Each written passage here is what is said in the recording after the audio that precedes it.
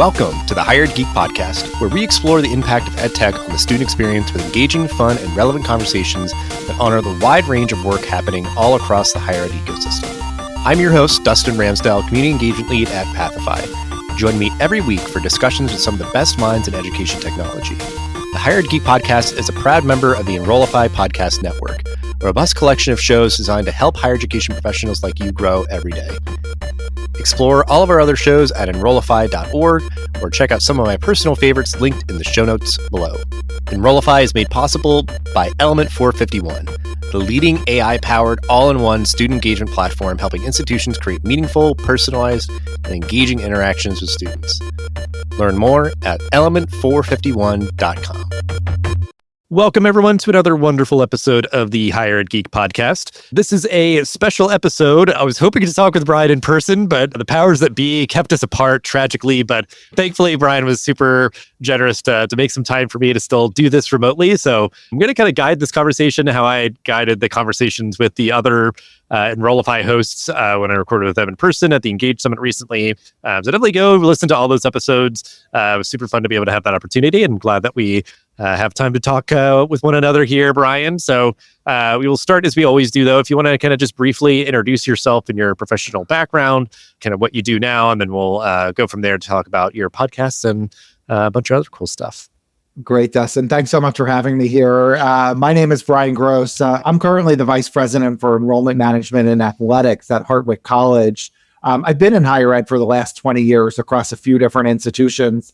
Interestingly, I started my career in international admissions, spent the first 5 or 6 years of my career at the University of Bridgeport. At the time, we had the second highest per capita percent of international students in the country, and my territory was Asia. So spent my early career traveling through India and China, Thailand, Taiwan, Vietnam. It's really interesting when I think back to those days. I know that me and a team of 2 other colleagues were manually producing about 3,000 I-20 forms every semester. We were bringing in between 550 to 600 international graduate students a semester. So those are really the golden years, if there were any, in international enrollment management. And then from there, I, at UB, was able to take on domestic responsibilities, was mentored by Tom Williams, the former president of Ruffalo 11th, and really got into financial aid optimization. Made my first career switch to St. John's University in New York City, was the associate vice president for enrollment management.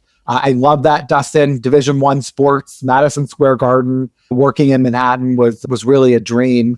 And then spent the last 8.5 years of my career at Western New England University. I was the vice president for enrollment management and marketing prior to coming to Hartwick. So it's been really fun in my career, having primarily been in admissions, financial aid. I've overseen the registrar, marketing, athletics, student affairs. So it's nice to have that broad-based background, which has led me to, I guess, talking to you today right now. Yeah, it sure has. And I guess, like, because it's such a unique experience that you literally were like traveling to Asia, and like you said, like during a period when maybe things were like relatively simpler, I guess, or I don't know, like I don't know what to make of the moment, I guess, right now. But was that something that you like sought out? Like I want to travel, I want to be international and all that, or did it just sort of happen? Because obviously it's super unique. I'm just curious, like how it sort of like happened upon, your career at that time. Oh, I think it was a little bit of both. It was a little bit of planning, a little bit of luck, and probably, my wife of 20 years now had the most to do with it. But my master's is in counseling and psychological services. My goal was to be a clinical psychologist. And out of graduate school, I spent a few years as a therapist at a methadone clinic in downtown Springfield, Massachusetts. I was teaching adjunct at a couple of local schools. Kind of decided to try something new. I was still kind of finding myself at that time. And I hooked up with an international charter school and was teaching 11th graders British literature, if you could imagine that. And so I was doing that a few years. And while there were many aspects of that job that I liked, I also, in kind of doing some soul searching, thought, I don't think being a high school English teacher for the rest of my life is it for me either. But I did start helping my students write their college essay. It was part of our class. And a couple of the students we really built a good relationship with, and I took the initiative to start reaching out to colleges and help endorse and advocate for the students. And I remember going for a walk with my girlfriend, who's now my wife, and she was just really pushing me, like, what is it that you want to do? What is it that you want to do? And when I had graduated with my undergraduate degree from Penn State, going on to Springfield College, I spent 2 summers traveling with teenagers, throughout the US and Europe. And so I had this travel bug. And so I remember saying to her in this moment, I think I'd like to be on this college admissions side. And if I could ever do it and like travel and see the world, I think those are the 2 things that I'm most passionate about. And then wouldn't you know, her mother had a college friend who was the dean of admissions at the University of Bridgeport, and she made the introduction. And I did domestic admissions for a couple months, and then the position in international opened, and she knew I was really interested in overseas travel, and it all just kind of came together. So I kind of put it out there as a vision, and then I got really lucky that I had the support and the connections to make it happen. Yeah, I guess it kind of zeroed in on that, because sometimes it is like people kind of happen upon it and it's like, oh my gosh, yeah, like this is so great. It's not something that I, thought that I would have ever done or been interested in, but then they, got a lot out of it. Or like, yeah, if you sort of like were hoping to achieve the opportunity to do something like that and you were able to do that. So it's like sort of being, like right place, right time, or sort of like, certainly at that point in your life, like that would have been really the ideal time to do it and everything. And just like, yeah, I guess it's, I know for me, I think it is a bit of the former of like kind of happening upon certain things and all that. But I think either way, I think those are just 2 big parts of just sort of like career advice. Like just be open into new possibilities and new opportunities, but then also like as much as you can, like try to get really like super, super specific. If it's like, I'd love to do admissions and I'd love to do it like with an international audience, ideally travel, like that is super specific. So like you know exactly what you want to look for versus like taking this sort of like, spray and pray approach of like, I don't know, admissions anywhere at any institution with any sort of focus. And it's like, yeah, I mean, like you'll end up somewhere, like you'll find something that way, certainly. But if you can start to kind of like, give yourself sort of a very clear target to aim for, then like, just save yourself sort of a lot of grief and sort of like the emotional roller coaster of like, applying to things and sort of like imagining what if, but then it doesn't work out and I get heartbroken and all that. It's just like, oh no, like I know exactly what I want. And when I see it, I'm going to like pounce on it. I have this statement of this idea of putting things out in the universe. And so I'm a big believer, I get pretty focused on something. And when I'm ready to try to really make it happen, I will say, I'm going to put this out in the universe and make it happen. And so that actually might be a good segue to talk about my podcast, Visionary Voices, the College President's Playbook. That really came about. I earned my doctorate degree a few years ago at the University of Southern California, which it's an EDD in organizational change and leadership. I can't say enough about the USC Rossier School of Education and the experience I had there.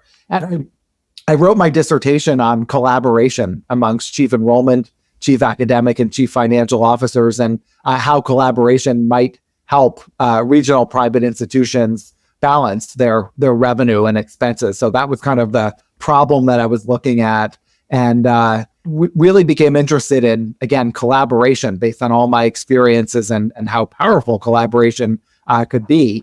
And so after I earned my doctorate degree and started thinking about kind of putting things out in the universe, there was all this narrative, right? In my dissertation, I wrote about declining demographics, change in consumer mindset, and unsustainable tuition discount rates. So super attuned to how the media and professionals in our field are talking about these externalities and other things. And from that, I started picking up on this theme of like, who would ever want to be a college president, or who would ever want to be a senior leader in higher ed? And anytime I would hear that, either overtly or behind the subcontext of what I was reading, I always thought, well, me, I would like to be a college president, and I'm really proud to be a senior leader on a college campus. And that's kind of how the podcast came about. It's this idea of, providing a counter narrative to, all of the negativity that we read about higher education. And I think there is so much joy that happens at every stage of being either a faculty or a staff member.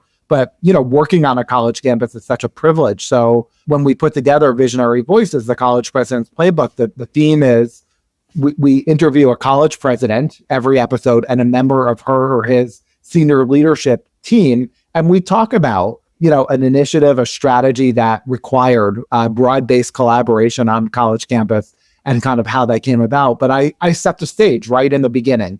I'm an aspiring college president, meeting, current college presidents, providing a positive counter narrative to this idea of who would want to be a senior leader on a college campus today. So there we go. Yeah, and I appreciate you making the segue for me, because I definitely wanted to kind of give your show a shout out and give you the opportunity to kind of say in your own words, like what it's all about and kind of how it came to be. And yeah, and I think it is an idea of trying to bring that joy, that optimism, the sort of strategies and things, because obviously like it's just a sort of through line, I think, just working in this field, that like people are so generous to be able to kind of show and tell and share and collaborate, even like, when they're technically quote unquote sort of competing. It's like, well, at a certain point, it's like certain institutions like have, may want to just get as big as possible, and other ones are just like they want to continue to provide a sort of small, more intimate kind of community and that sort of experience. So it's like, yeah, we're going to grow, but in sort of a thoughtful way and all that. So it's like, well, yes, institutions compete, like the idea of like any opportunity we can all just, as fellow educators kind of, share sort of our playbooks and that sort of thing, I think is helpful. And I think certainly in this moment, there could be that sort of continual like kind of negativity bias, or just like, let's just talk about all the problems and,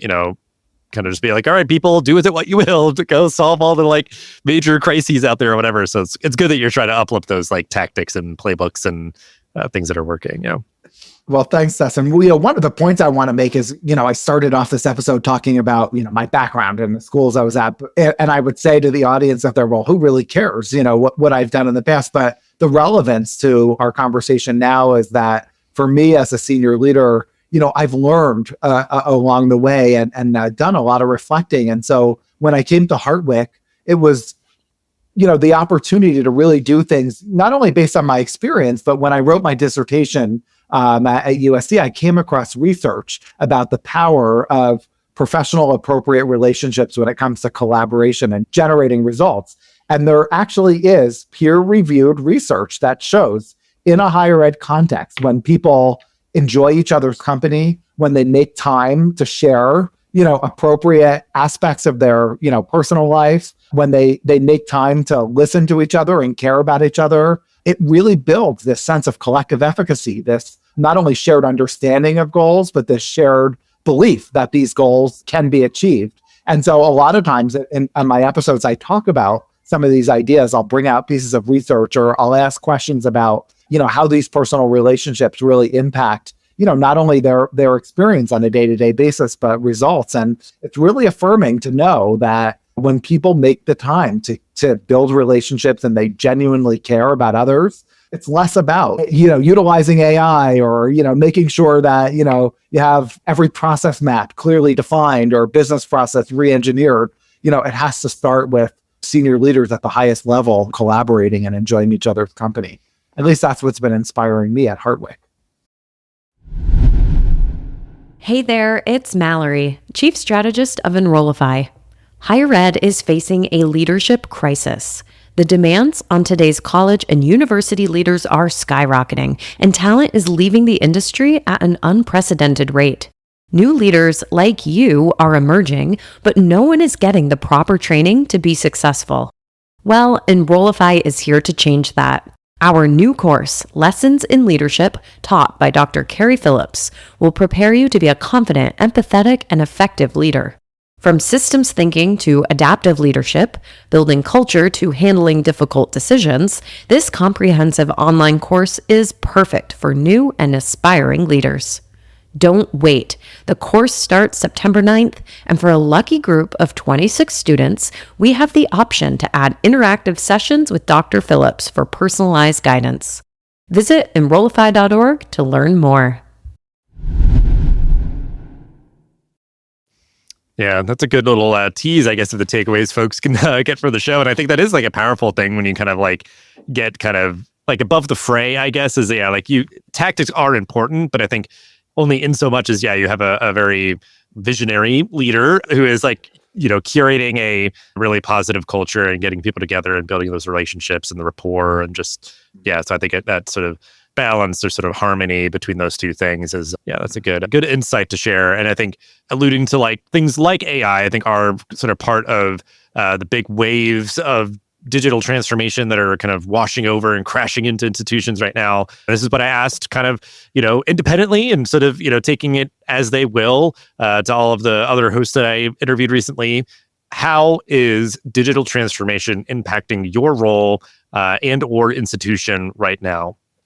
Yeah, that's a great question. I think about, every organization is in a different place, right? And my personal thought is before any organization jumps into the latest, greatest, the newest, or the shiniest, to think about this idea of, your foundation. And so from an enrollment management perspective, having just completed my year at Hartwick, one of the key pillars of our strategic plan is having a foundation of reliable and accurate data, right? And that's something that maybe externally we just assume is in place, for all organizations. I am highly skeptical of that being the case, around the US. And so we've been working on that and making great strides and progress. It doesn't sound like the most glamorous kind of thing. It doesn't sound like the most innovative and cutting edge, but for us, really having our priorities straight and saying that we're building this foundation of reliable and accurate data, we're going to make sure that we're able to do the admissions fundamentals well, customer service in our welcome center, campus visit experience, events, open house events, owning our primary market with the tried or true strategies, making that as strong as possible, which we're doing, is going to really then enable us to enhance all of our strategies and tactics with the latest and greatest. And so we're in the process of implementing a new CRM. We're in the process of working with a new firm to kind of reimagine how we use our CRM to conduct what's called sophomore, junior, and senior search. We're rethinking our financial aid optimization strategy. And in each of those ways, we are incorporating some really dynamic and highly personal, marketing strategies that will hopefully help students, understand the unique value proposition that Hartwick has to offer. So I'm sorry I don't have like the latest and greatest AI tool, that we're using to, get through our 5,000 applications. But, at Hartwick, like that's a manageable amount for us. And we just want to read them the good old fashioned way, do that well, and, keep the main thing, if you know what I'm saying. Yeah. Well, that's what I like, the idea of like somewhere being like, well, like putting out a press release. It's like, we just created a Android admissions counselor. So we have a robot in our office that will do, and it's like, okay, great. Yeah. I mean, that is cutting edge and bleeding edge work that you're doing there. But no, I think like that's, again, what's great is like getting sort of the spectrum of answers of sometimes like really being kind of honest with yourself. Cause I think there is that pressure or that, feeling that you do have to be sort of like, really cutting edge or bleeding edge, but like the power and the sort of the impact that really core foundational like work and just sort of those core systems and like that can really, just be a really sound investment, I guess. And I'm curious, I guess, to clarify, did you, when you came in, identify that like, okay, we need to, be implementing the CRM and start that journey? Or is that something you picked up as you got there and sort of were carrying forward? No, we put together a 3-year enrollment management strategic plan really quickly upon our arrival. And I think to me, working at Hartwick is one of the more challenging enrollment management jobs in the country. And that's why I was so inspired to take the role, because I think anyone could, or many people could oversee an operation where applications are abundant and, reputation is strong and great. There are different challenges. Of course, everyone has competition, but when you think about those externalities that I mentioned earlier in the podcast, the declining demographics and the change in consumer mindset, working at a small private liberal arts college in upstate New York is the belly of the beast, so to speak. And it's just such an incredible place. And we offer an educational opportunity that is so worth it and valuable to so many people that, I have been and I am really inspired to just work as a member of the team at Hartwick to get the word out as much as I possibly can. And so I think innovation happens in a lot of different ways, and technology assists that, but it has to all be kind of within scope, right? Right time, right place, thoughtfully planned. Just a quick story. In 2014, when I first got to Western New England, I worked with a firm and we implemented augmented reality within on our view book and lead pieces. And it was really bleeding edge. I mean, we were definitely amongst the very first school. Students had to download an app called Blipper and then hold up the app, to the travel piece or the view book to get these AI experiences, augmented reality experiences kind of come out of their phone.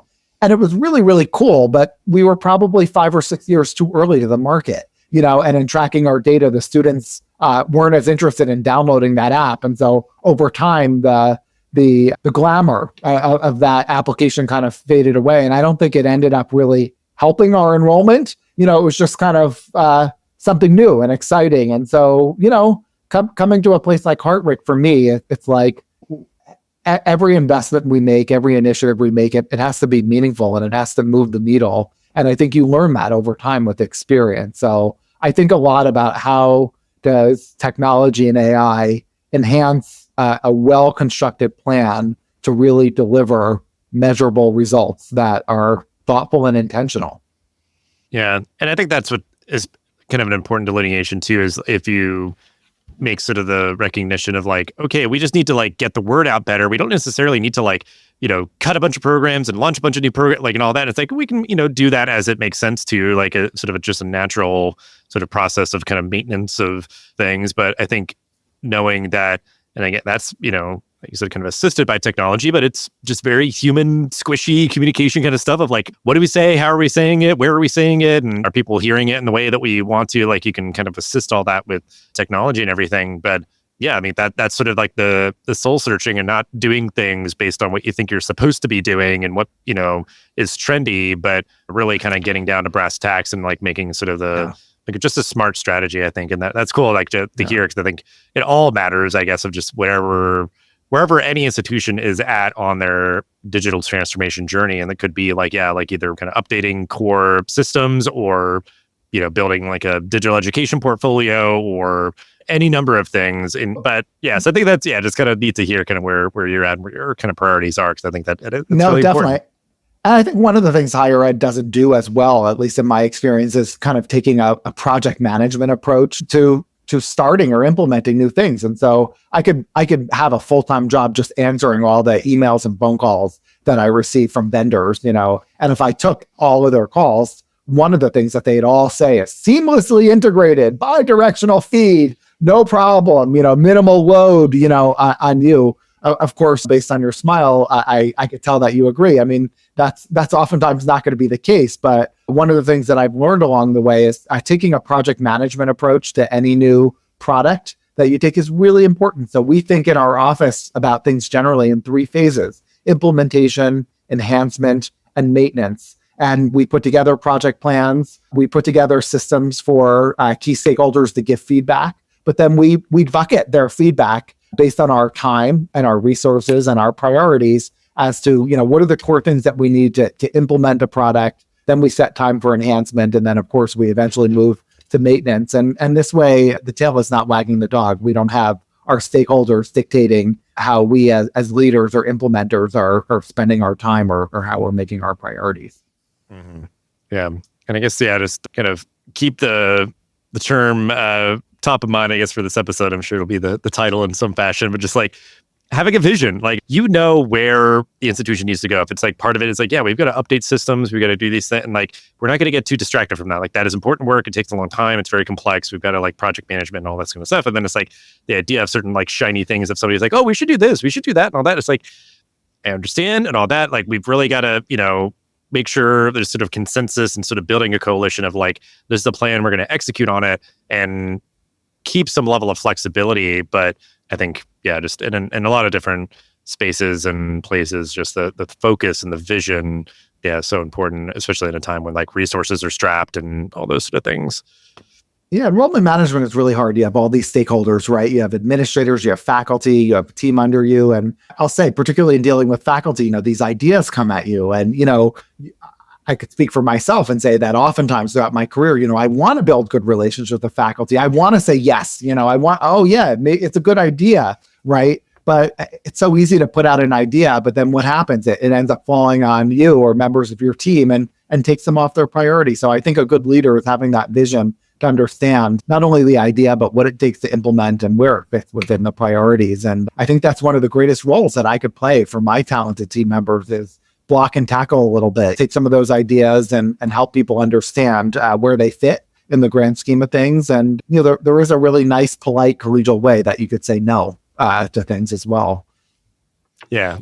Or I guess like, sure, we could do that if you'll help me with it or something. And that's part of, I think, if you are like building a good, like, team culture and all that, it's like, yes, I want to like help you and help like the institution, help the like they'll recognize that it's not just me like being like, oh, just pushing it back to you or pushing it to someone else or doing whatever else. It's like this is a team effort. We all get to like work together and do this. But like, yeah, it's not just going to be like, yeah, we'll do that because everybody will love you if you just say yes to everything. But it's like, what's the implication of that? Yes, but so we'll wrap up. I can already tell. I think like you're kind of alluding to, just sort of optimism, joy, sort of uplifting kind of the visionary voices and the successful kind of practices that folks are doing all across the country and everything. I ended each interview with this question. So again, take it as you will.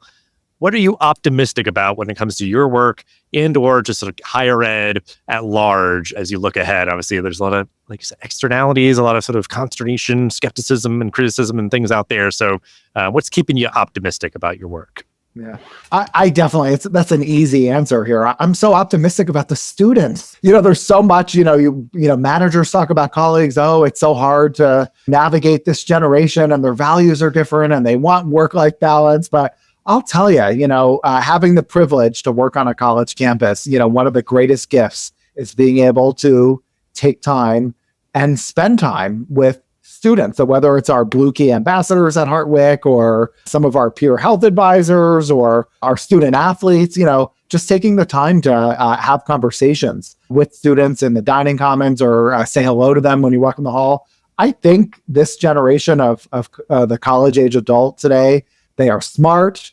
They are resilient, having come through COVID-19. They care deeply about the future of our world and our economy. They're active, politically and socially. And, I think every generation is concerned. I remember, you look at clips on TV and when Elvis Presley did his dance and he moved his hips and the young people were screaming and the parents said, oh my goodness, my children can't see Elvis, shake his hips. And then I think, every generation from there's been something like that, the young generation, it's just, oh my God, Jim Morrison, you can't follow him and on and on and on. But, we've all turned out great, right? And I think today's generation of college age adults are going to be terrific adults and really valuable contributors to society. And they're going to push us all to be more open and equitable and to help create a more inclusive society. Yeah. Wow. I mean, that's a great source of optimism for sure. And I think knowing that digital transformation or just like things that are happening, to and just in higher ed right now, is partially driven by just, different demographics of consumers of higher education. Like you're always going to have sort of a fresh wave of students that come of age and are sort of, prime kind of constituents to be served. So it's like, yeah, that's part of the mix of like, what are their preferences? What are they looking for? What do they want to study? How do they want to study? Like, how are we going to adjust our messaging or, anything like that? So I think just that idea of recognizing like that as kind of a positive catalyst for change in higher ed is just sort of a system, a ecosystem and all that. And just even the idea of like serving those learners and like really empathizing with them and connecting with them and everything is just sort of, like a good source of optimism of just like, hey, the future, I think, as we all head towards it, I think we'll be okay and everything. So I just like that messaging, and that is a great place to end it. We'll have ways to connect with you and visionary voices in the show notes for this episode. But just thank you so much for kind of, I know I kind of circled back and just making the time for this and for hanging out and sharing all that you did and doing all the great work that you do on your podcast and at your institution. So just really appreciate the conversation. Thanks, Dustin. This was really fun. And your podcast is awesome too. And so keep up the good work. The Higher Ed Geek Podcast is a part of the Enrollify Podcast Network. If you like this podcast, chances you like all the other Enrollify shows too. Our podcast network is growing constantly, and we've got a plethora of marketing, enrollment, and higher technology shows that are jam-packed with stories, ideas, and frameworks all designed to empower you to be a better higher ed professional. Our shows help you find your next big idea and feature a selection of the industry's best as your host. Learn from people like Jamie Hunt, Seth Odell, Dave Kibbolds, and Eddie Francis, as well as so many other of your favorite leaders in higher education. Enrollify is made possible by the support of Element 451, a leading AI-powered, all-in-one student engagement platform helping institutions create meaningful, personalized, engaging interactions with students. Learn more at element451.com.